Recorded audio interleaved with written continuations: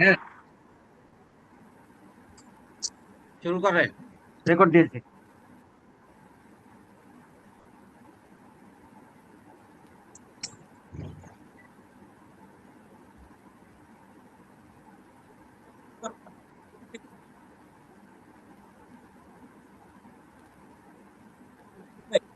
হ্যাঁ, প্রোগ্রামে আছি, পরে কথা বলি।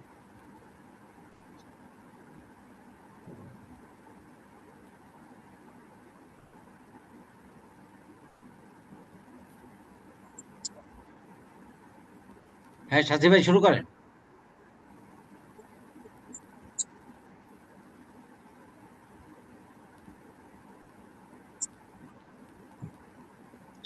আপনার কথা শোনা যাচ্ছে না, চাষিভাইকে সাথী ভাই, কথা শোনা শোনা যাচ্ছে যাচ্ছে? না।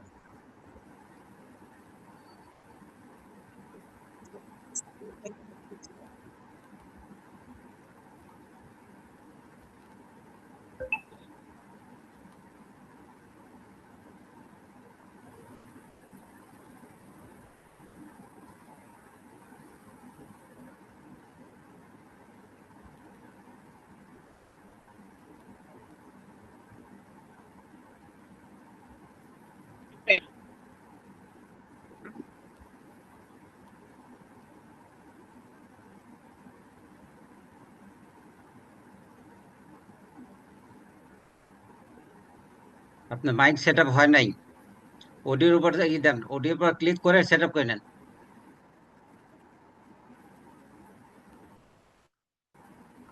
অডিও হয় নাই।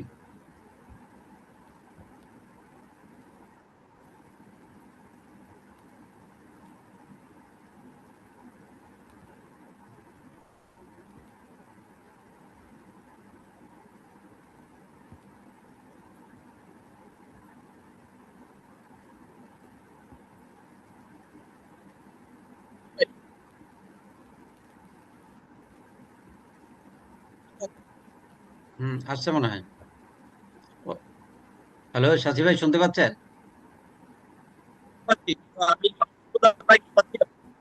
হ্যাঁ, এখন শোনা যাচ্ছে, শোনা যাচ্ছে। জি, আপনি আবার শুরু করেন। আপনার কথা এতক্ষণ আমরা শুনতে পাই নাই।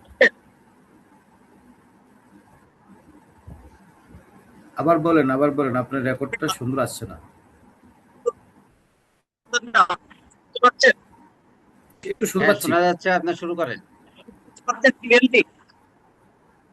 জি, দর্শক হ্যাঁ, শোনা যাচ্ছে। আপনাদের সকলকে আজকের আয়োজনে স্বাগত জানাচ্ছি। হচ্ছে ইরান ইসরায়েল আমেরিকা নিয়ে আমরা যে আজকে যুদ্ধের পরিস্থিতি, যুদ্ধের বিভিন্ন প্রতিশ্রুতি কোন দিকে যাচ্ছে এই বিষয় নিয়ে আপনার কিছুক্ষণ কথা আলোচনা খুব করতে ভাঙা চাচ্ছি। ভাঙা আসতেছে। আপনার নেট ঠিক নাই। আপনাদের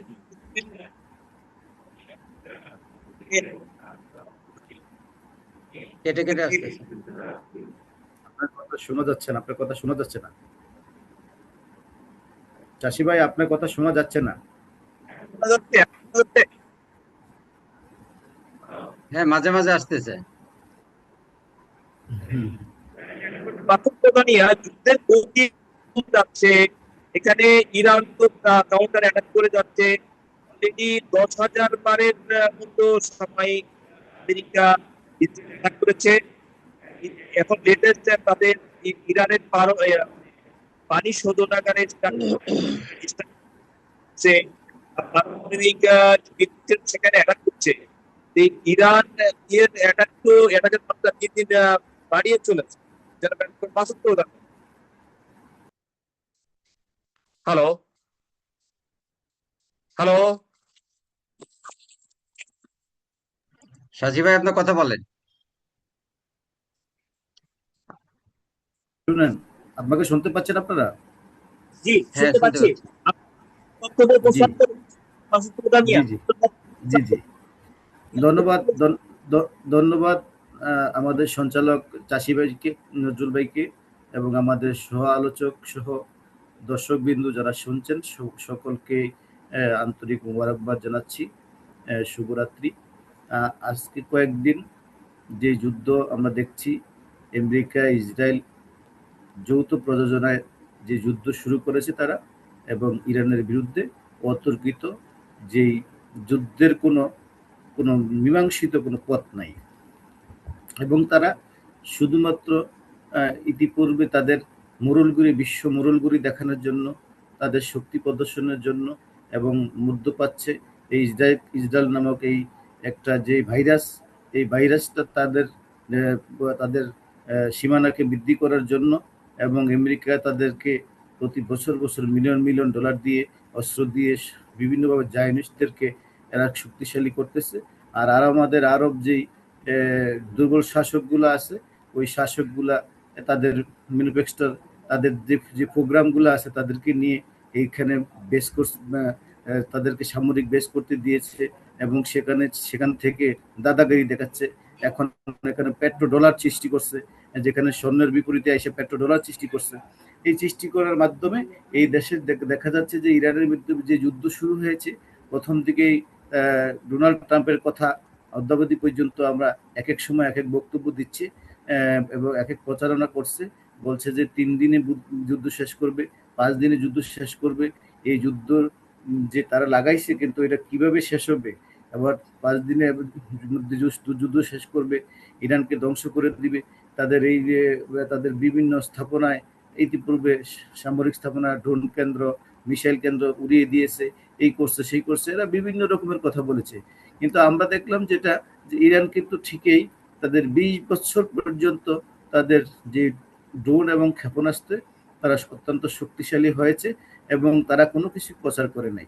আমরা একটা জিনিস খেয়াল করলাম যে তাদের যে প্রিপারেশনটা আগে থেকেই ছিল, এই জিনিসটা কিন্তু আমরা এখন বুঝতে পেরেছি যে ইরান আগে থেকেই অনেক শক্তিশালী, এবং প্রথমত তারা যে শাহেদ ড্রোন এবং তাদের যে মধ্যপাল্লা যে ক্ষেপণাস্ত্রগুলো ছিল, এগুলো বলছে তারা 12 বছরের আগের পুরনো যে আমলের সেগুলা। তারপরে আমরা দেখলাম যে আধুনিক ক্ষেপণাস্ত্র তারা নিয়ে আসছে, যে সিজিল 2, এইরকমভাবে খোররাম শহর, এরকম বড় বড় তাদের যে ক্ষেপণাস্ত্রগুলো নিয়ে আসছে, যে লক্ষ্যবস্তুতে 100% যেখানে তারা সফল হচ্ছে। আমরা তারপর দেখলাম যে এক এক সময় এক একটা কথা বলছে।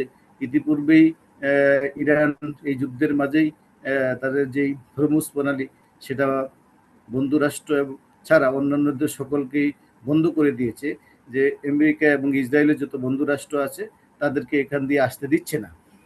ইতিপূর্বে বাংলাদেশ সহ, পাকিস্তান সহ কিছু কিছু কিছু রাষ্ট্র তাদেরকে সুযোগ দিচ্ছে, 6টা রাষ্ট্রকে। এর মধ্যে ভারত কিছু জিনিস গোপন করেছে। ভারতের প্রথম 2টা তেলের ট্যাঙ্কার এসেছে, কিন্তু সেখানে শর্ত ছিল, সেই শর্তটা কিন্তু প্রচার করে নাই। সত্য হচ্ছে এই, ইতিপূর্বে যে 3টা ট্যাঙ্কার, যে ট্যাঙ্কারগুলা হচ্ছে ইরানি, এগুলা জব্দ করেছিল, ভারত জব্দ করে রেখেছিল। পরবর্তীতে ওই 3টা ট্যাঙ্কার ফেরত দেওয়ার সত্ত্বে তাদের 2টা ট্যাঙ্কার কিন্তু এসেছে, এটা আমরা পরবর্তীতে আমরা জানতে পেরেছি। আর আজকে একটা যেটা গণমাধ্যমের সংবাদ পেয়েছি, যে ভারতের একটা ট্যাঙ্কারে কিন্তু ওই হরমুজ প্রণালী দিয়ে আসার সময় সেখানে হামলার শিকার হয়েছে। যে সর্বশেষ পরিস্থিতি হচ্ছে এই, যে 3000 তাদের যে নৌ কমান্ডার, তাদেরকে 82 ব্রিগেডের যে কমান্ডারদেরকে প্রস্তুত করতেছে সেখানে স্থল অভিযান করার জন্য। বিশেষ করে হরমুজ প্রণালীর আশপাশে যে ছোট দ্বীপগুলো আছে, ছোট দ্বীপের মধ্যে কাশিম, তারপরে আরো 2টা দ্বীপ আছে, ছোট ছোট দ্বীপ, এগুলার ভিতরেই প্রায় 90% তেল ইরানের এখান থেকেই এক্সপোর্ট হয়। হ্যাঁ, এই জায়গাটাকে তারা কোনোভাবেই অ্যাম্বুশ করার জন্য চেষ্টা করতেছে। এর মধ্যে 3000 সৈন্য তারা চেষ্টা করছে প্রথম অবস্থায়, পরবর্তীতে শুনলাম যে 10,000 তারা সৈন্য এখানে নিয়োগ দিবে। অলরেডি কাতারে যখন তারা সেখানে কিছু সৈন্য নিয়ে এসেছে, কিন্তু কাতারে ইরান বড় ধরনের হামলা করেছে।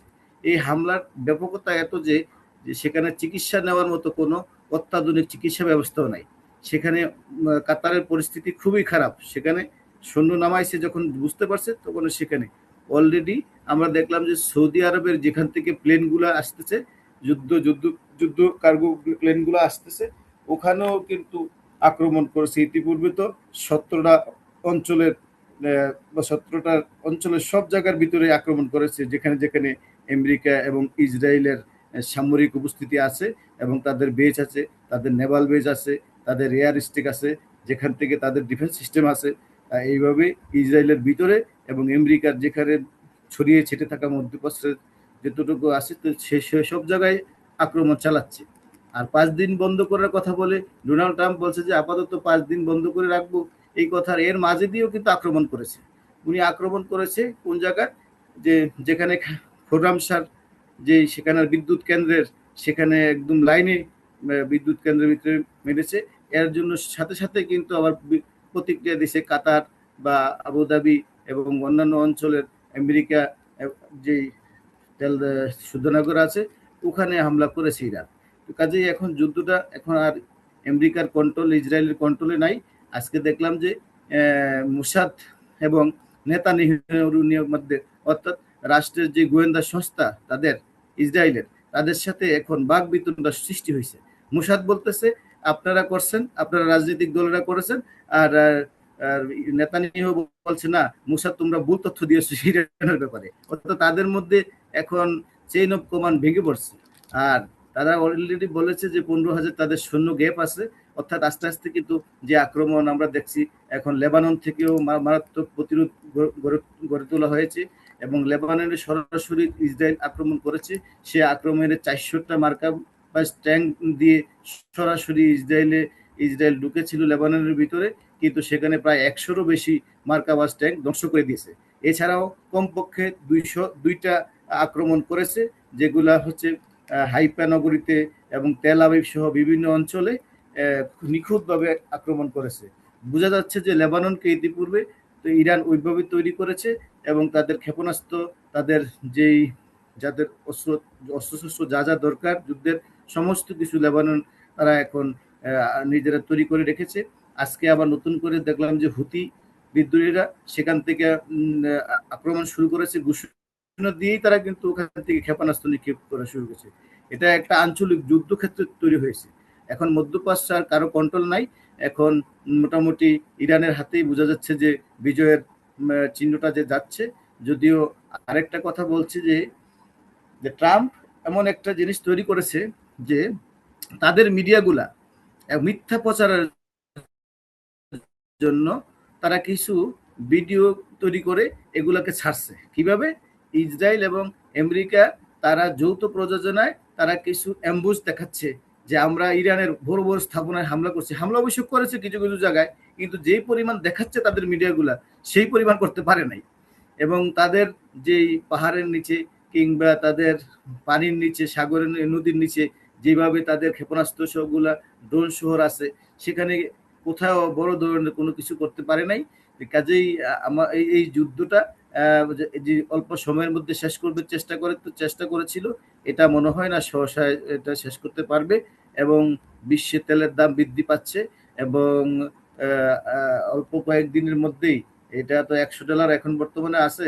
রাশিয়া ইতিপূর্বে ঘোষণা দিয়েছে যে রাশিয়া বলছে যে কথা যে যুদ্ধ অতি শীঘ্রই শেষ হচ্ছে না, পৃথিবীর অর্থনৈতিক অবস্থা বেশি ভালো না এবং তেলও উনি বিক্রি করা বন্ধ করে দিয়েছে রাশিয়াও। কাজে এই সুযোগে রাশিয়াও যেহেতু তেলের দাম বৃদ্ধি করবে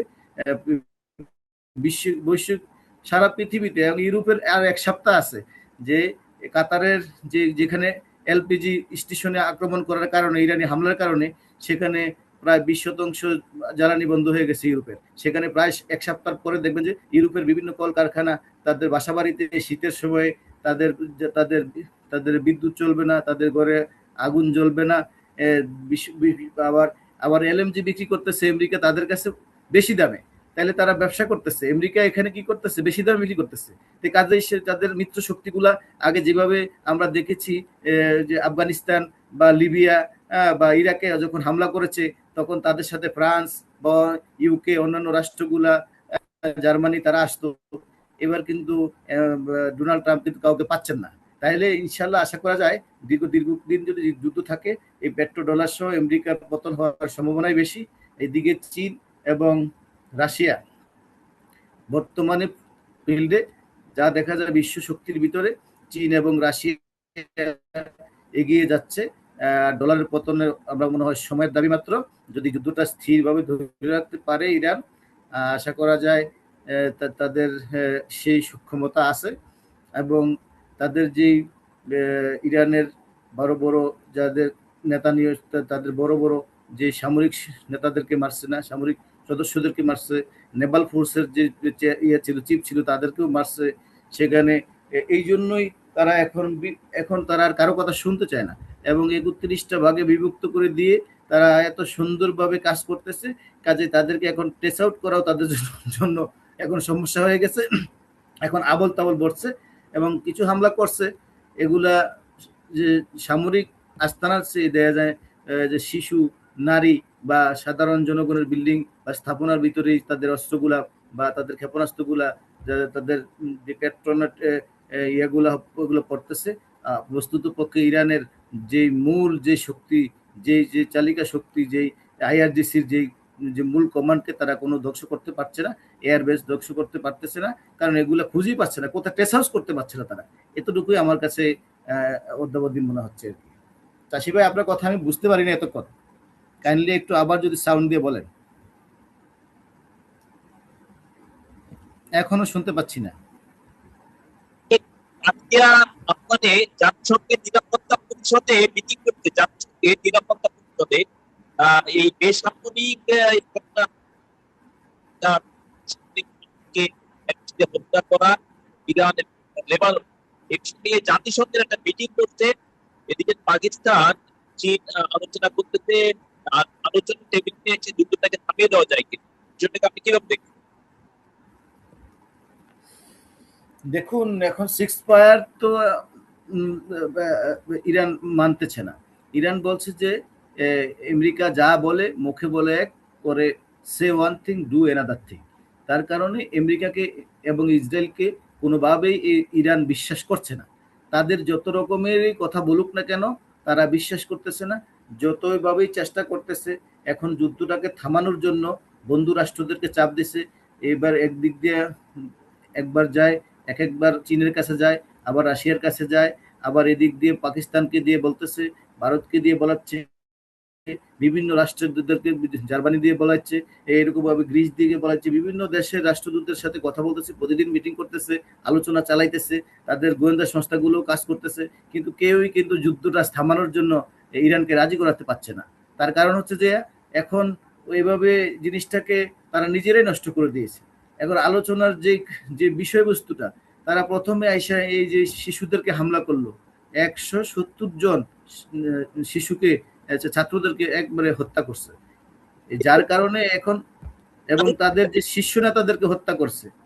ইরানের প্রেসিডেন্ট, দেখুন, ইসরায়েলে হয়তো 100 মারা গেছে, কিন্তু ইরানে মারা গেছে 1,500, লেবাননে 1000। এদিকে ইরান এবং লেবাননে তো বেপর ভাবে অ্যাটাক করছে।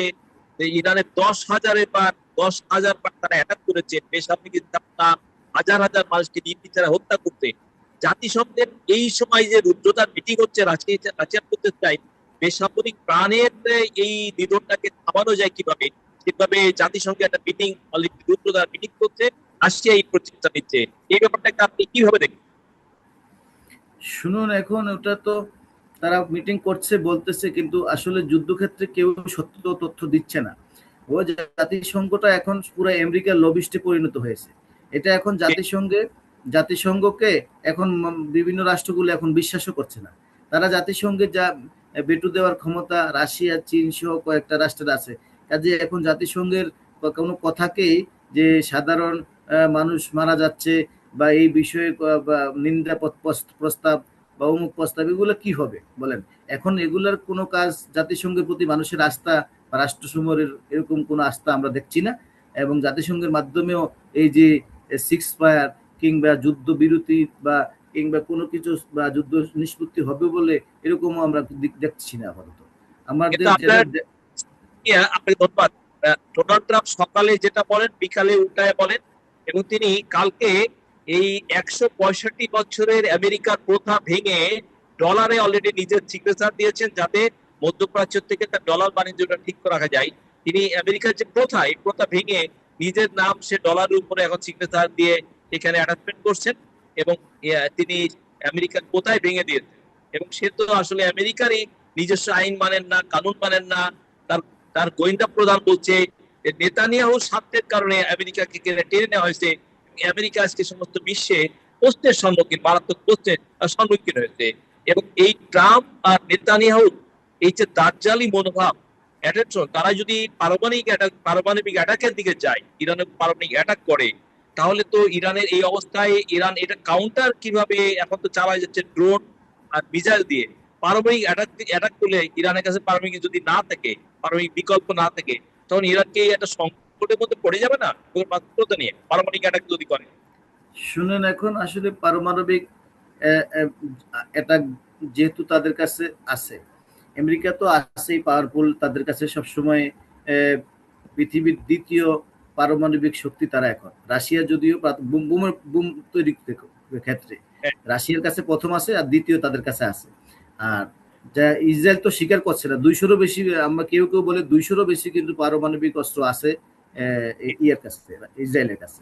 এখন যদি হামলাটা হয়, কিন্তু চীন এবং রাশিয়া এখানে বসে থাকবে না।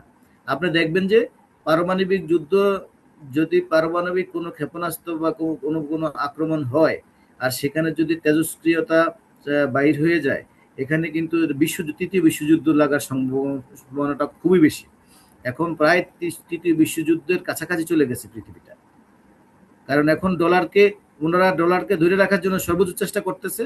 আর এইদিকে কিন্তু দেখেন, এর আগে দিয়েও ডলারকে শেষ করার জন্য আমরা রাশিয়া, চীন, ভারত এরা আগে থেকেই চেষ্টা করতেছে, এখানে বিভিন্ন প্ল্যান করতেছে। কাজেই এখন ডলারকে ঠেকাইতে পারলে, পেট্রোডলার বন্ধ করতে পারলে, বিশেষ করে আমাদের মুসলিম কান্ট্রিগুলোতে আমি তো এখন দেখি তারা বেশিরভাগই তো মুনাফেক। এখন আমাদের সৌদি সরকার এরা তো দেখি দালাল। আপনি আমাকে শুনতে পাচ্ছেন? নজরুল ভাই, অনলি 4 মিনিট আছে, অনলি 4 মিনিট, বন্ধ হয়ে যাবে কিন্তু। জনাব আব্দুল হালিম, আপনি ইসরায়েল যদি পারমাণবিক অ্যাটাকের দিকে যায়, তাহলে ইরানের কাছে যদি না থাকে, ইরান ড্রোন মিসাইল দিয়ে কাউন্টার কতটা নিজেকে করতে পারবে? জনাব আব্দুল হালিম, যদি পারমাণবিক অ্যাটাকের দিকে তারা যাওয়ার তাদের পায়তারা করতেছে ইসরায়েলকে দিয়ে। যাই হোক, সময় খুব সংক্ষিপ্ত, আমি 1-2 কথা বলে শেষ করব, কারণ জুমের টাইম নির্দিষ্ট থাকে। ইসরায়েল যদি করে বা আমেরিকা যদি পারমাণবিক বাড়ানো যায়, হোস্টটা আরেকজনকে দিলে এটা বাড়ানো যায়। আপনি এক মিনিট বলুন আব্দুল হালিম, বলে আমরা নেক্সট চারটা সেশন করি, সমস্যা নাই, নেক্সট সেশন করতে পারবো এটা। জি, আমি বলুন। দিলাম নজরুল ভাইকে। হোস্ট বাড়লে হয় না, এটা 40 মিনিটের ফিক্স টাইম, তো ওদের নির্দিষ্ট থাকে, এই জন্য এটাকে টাকাতে কিনতে হয়, সেখানে আবার অনেক থাকে আর কি। যাই হোক, যদি পারমাণবিক অ্যাটাক হয়, পারমাণবিক অ্যাটাক হলে সেটা একটা তৃতীয় বিশ্বযুদ্ধের মতোই হয়তো হয়ে যাবে। এক্ষেত্রে চীন বা রাশিয়া বা বিশেষ করে উত্তর কোরিয়া যেটা আছে, তারাও এখানে নতুন করে চিন্তা ভাবনা করবে যে এই অঞ্চলে অস্থিতিশীল করার জন্য যারা আসছে তাদেরকে কিভাবে দমিয়ে রাখা যায়। যদি তারা সবাই মিলে যদি এটাকে দমিয়ে না রাখতে পারে, তাহলে তৃতীয় বিশ্বযুদ্ধ তো আছেই, পাশাপাশি পুরো মিডল ইস্ট এবং আমরাও ইফেক্টেড হব। আমাদের বাংলাদেশ সহ অনেকে এক্ষেত্রে বিভিন্নভাবে, এখনই তো আমরা অর্থনৈতিকভাবে অনেক পিছা যাচ্ছি, আমাদের এখানে তেলের দাম বাড়ছে, ইত্যাদি ইত্যাদি, এগুলা চলে গেছে 200 টাকায়, চলে গেছে 1.5 থেকে 200 টাকায়। বাংলাদেশে সিন্ডিকেট ক্লাস আছে, যারা সিন্ডিকেট করে মানুষের বিপদে ফেলে বা অর্থ লুটে নেই। এখানে মানুষের নৈতিকতার তো ঠিক নাই, রাষ্ট্র তার পজিশন ঠিক রাখার চেষ্টা করে। সিন্ডিকেট বিপর হয়ে গেছে, মানুষের উপর ইনজাস্টিস করছে। সেটাই, যে এক্ষেত্রে পুরো এশিয়া, শুধু এশিয়া নয়, পুরো বিশ্বই একটা খারাপ অবস্থার ভিতরে চলে যাবে, এটাই সত্য। তো সেক্ষেত্রে আমার মনে হয় না যে এইরকম একটা ঘটনা আমেরিকা বা ইসরায়েল ওখানে ভালো থাকতে পারবে। এটা যদি তারা ঘটায়, সেক্ষেত্রে সারা বিশ্বই তাদেরকে নিন্দা জানাবে, নিন্দা জ্ঞাপন করবে, এবং তারা নিন্দিত হয়েই হয়তো একসময় দেখা যায় যে বিশ্বের বুকে থেকে তারাও হয়তো একসময় হারিয়ে যেতে পারে। কারণ পারমাণবিক বোমা এটা নর্মাল কোনো যুদ্ধ তখন থাকবে না, তৃতীয় বিশ্বযুদ্ধের পর্যায়ে চলে যাবে। আর ইরানের আছে কি নাই এটা আসলে বোঝা যাচ্ছে না, কারণ এখন নতুন নতুন যেসব অস্ত্র তারা বের করেছে বা এখানে প্রয়োগ করেছে, যেসব মিসাইল, আগে কিন্তু এগুলো ছিল না। HH-এর কথা এইভাবে উঠে আসে নাই। আর ড্রোনের ক্ষেত্রে বা তারা যে এত শক্তিশালী, এই জিনিসটা কিন্তু বিশ্ব আগে কখনো ভাবেও নাই, আমেরিকা ভাবে নাই, ইসরায়েলও হয়তো ভাবে নাই এইভাবে। ভাবলে হয়তো নতুন করে তারা চিন্তা করতো। যাই হোক, সাচি ভাই 1 মিনিট আছে, আপনি শেষ করবেন। সবাইকে আপাতত আজকের জন্য ধন্যবাদ। নতুন করে মিটিং করা যেতে পারে, আমি নতুন করে দিতে পারি আর কি। আর আজকে একটা এখানে শেষ। কইলে আমাদের বাংলাদেশ সহ দক্ষিণ পূর্ব বা এশিয়ার প্রদেশগুলো তো মারাত্মক জ্বালানি সংকটে পড়বে, আমাদের উৎপাদন সহ আমরা বড় ধরনের অর্থনৈতিক সংকটের দিকে পড়ে যাবো না মাসুদ প্রধানই? স্বাভাবিকভাবে এটা তো স্বাভাবিক, যে কারণ আমাদের বিদ্যুৎ যে দেখছি এটাও অনেকাংশে তেলের মাধ্যমে উৎপাদন হচ্ছে। আমাদের কল কারখানাগুলোও অনেকাংশেই তেলের মাধ্যমে চলে। আমাদের গাড়ি, আমাদের এক স্থান থেকে পরিবহন ব্যবস্থা, আমাদের সকল কিছুতেই তেলের প্রয়োজন। এখন তেল ছাড়া তো আর এরকম আমাদের বিকল্প কোনো আমরা জ্বালানির ব্যবস্থা করতে পারি নাই। যে আমাদের গাড়ি, আমাদের লঞ্চ, আমাদের স্টিমারগুলা, আমাদের যে ইয়াগুলো আছে, আমরা ইনফ্রাস্ট্রাকচার গুলো তৈরি করেছি, যে শিল্প আছে